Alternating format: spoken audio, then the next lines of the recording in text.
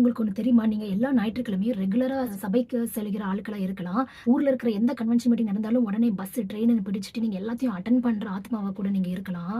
இல்ல வீட்ல ஒரு பிரச்சனை நடந்துச்சுன்னா, ஒரு வல்லமையுள்ள பாஸ்டர கூப்பிட்டுட்டு வந்து உடனே வீட்ல இருக்கிற எல்லா மந்திரம், தந்திரத்த எல்லாத்தையும் விரட்டுறதற்கு நீங்க ஆயத்தமாவும் இருப்பீங்க.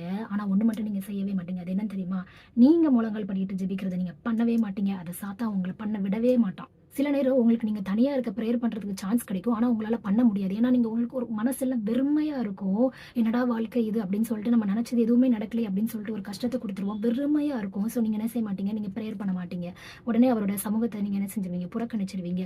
இல்ல அப்படின்னா, யாராவது உக்கிரமா இருக்கிறவங்கள என்ன செஞ்சுருவான்? உங்களுக்கு எதிராக கிளப்பி விட்டுட்டு, அவங்க மூலம் வர பிரச்சனையில நீங்க சோர்ந்து போய் அழுகுறத என்ன செய்வான்? பார்த்து ரசிச்சுக்கிட்டே இருப்பான்.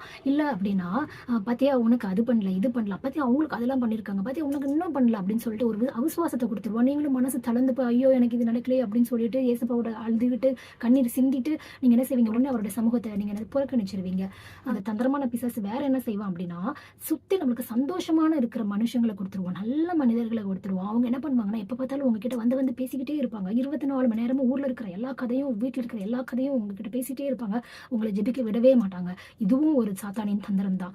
நீங்கள் தனி ஜெபம் பண்ணுகிறதற்கு மிகவும் ஜாக்கிரதையாக இருக்க வேண்டும். நீங்க எப்பேர்ப்பட்ட சிச்சுவேஷன்ல இருந்தாலும், இந்த 3 காரியத்த நீங்க பண்ண மறுக்கக்கூடாது. தானியேல் 6ஆம் அதிகாரம் 10ஆம் வசனம் வாசிக்கலாம். தானியேலவென்றால் அந்த பத்திரத்துக்கு கையெழுத்து வைக்கப்பட்டதென்று அறிந்த போதிலும், தன் வீட்டுக்குள்ளே போய் தன் மேலறையிலே எருசலேமுக்கு நேராக பலகணிகள் திறந்திருக்க, அங்கே தான் முன் செய்து வந்தபடியே தினம் 3 வேளையும் தன் தேவனுக்கு முன்பாக முழங்கால் படியிட்டு ஜெபம் பண்ணி ஸ்தோத்திரம் செலுத்தினான். ஸோ நீங்களும் எப்பேர்ப்பட்ட சிச்சுவேஷனா இருந்தாலும் முழங்கால் படியிடுங்க. ஃபர்ஸ்ட் ஒரு பாட்ட பாடுங்க. நீங்க ஒரு பைபிள் வாசிங்க. ஜெபம் பண்ணுங்க. ஸோ இந்த 3 காரியத்தையும் என்ன சிச்சுவேஷன்ல இருந்தே நீங்க ஜெபம் பண்ணி பாருங்க.